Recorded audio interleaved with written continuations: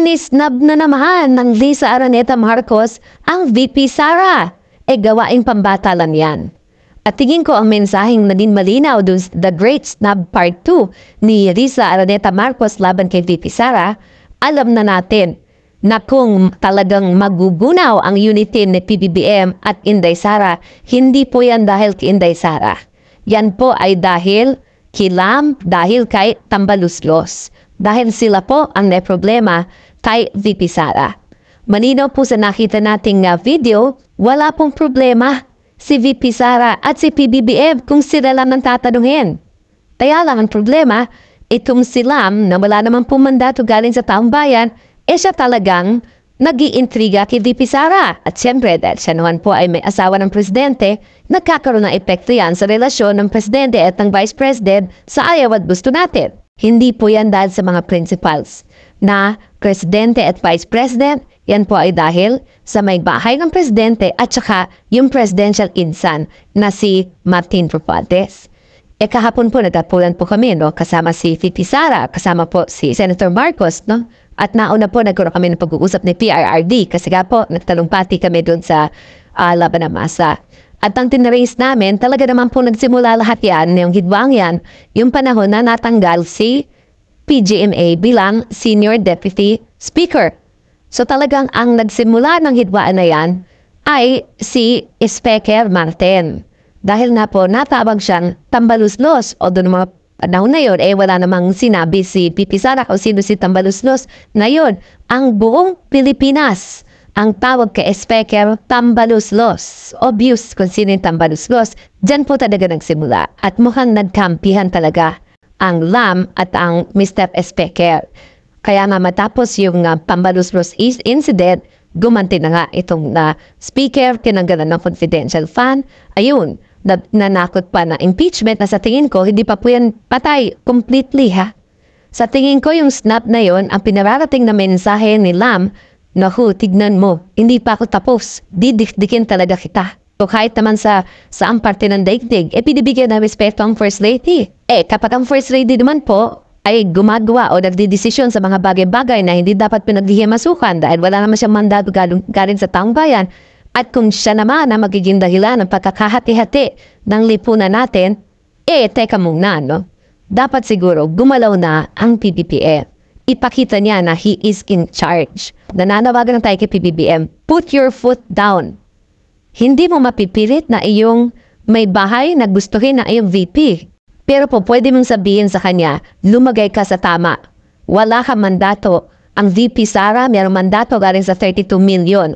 Kami nagkasundo. Siya nagbigay para ako maging presidente ngayon. At ipagpapatuloy natin yung pinamako namin pagkakaisa whether you like it or not. Tingin ko yan na po ang solusyon. PBBM has to put his foot down once and for all. Alam niyo ba yung Laban ng Masa? 8 araw. Hindi 1, 2, 3, 4, 5, 6, 7, 8. 8 araw. Araw-araw, gabi-gabi, dun po sila natutulog sa Liwasang Bonifacio. Sa tingin ko po, sa kasaysayan ng Pilipinas, hindi pa nangyari ito matapos po mangyari yung People Power noong 1986. Alam ko po nagpunta rin sa EDSA ang Iglesia ni Cristo pero hindi ko po maalala kung yan ay umabot ng 8 araw. Pero kakaiba po ito. Hindi bababa sa 10,000 katao, bibong-bibo, buhay na buhay, walang bayaran, walang nagbibigay pagkain, walang nagbibigay inumin, naroon. Pinahahayag ang kanilang suporta, hindi lang po para kay Pastor Kibuloy, kundi para na rin sa SMNI, ang kanilang suporta para sa kalayaan ng malayang pananalita, malayang pag-iisip, at para sa demokrasya, ang pagtutur din sa Politicians Initiative na tinatawag ding Bribery Initiative. Nandun ang katutubo, nandun ang kabataan, nandun ang mga magsasaka, nandun ang mga manggagawa, nandun ang kababaihan.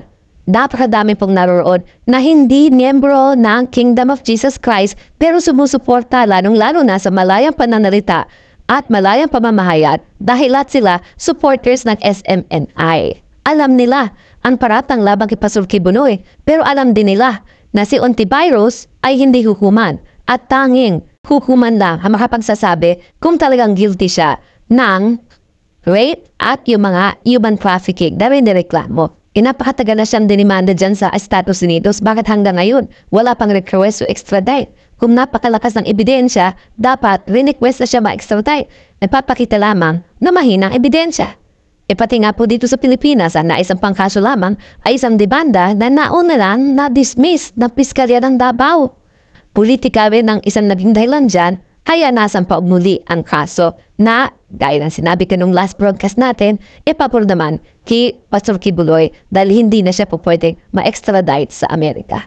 Ang number 1 pakiusap ni BP Sara kahapon dahil siya ang caretaker habang wala si PBBM, wag na wag kayong aalis dyan sa Liwasan Bonifacio pagkamat talagang atat na yung mga tao doon. Kasama na ako na sumugod na sa Malacanang nang hindi na makabalik sa Malacanang ang mga nasa Germany na naglalamihanda. Yan po ang totoo. Pero dahil nirespeto nga natin si BP Sara, talagang nagtingpi po tayo. Bagamat at one point in time sa aking talumpati, sinabi ko na, handa na ba kayong sumugod? Pero sinabi ko nga, masama nga naman tignan kapag habang siya ay caretaker, doon lulusob ang taong bayan sa Malacanang. Pero pag hindi po nagkaroon ng pagbabago, pag hindi po binigyan ng katarungan si Pastor Kibuloy at dinaan sa tamang proseso, at kapag hindi tinigil ang panunupil na karapatan ng malayang pananalita at malayang pamamahayag, hindi po malayo na lalo pang lolobo ang mga hanay na hindi lang mananatili sa Liwasan Bonifacio kundi magmamarcha na para sa Malacanang dahil ang Malacanang yan po ay palasyo ng taong bayan, hindi na namumuno na hindi nakikinig sa taong bayan. Yan po ay statement of fact. Bakit? Because sovereignty resides in the people.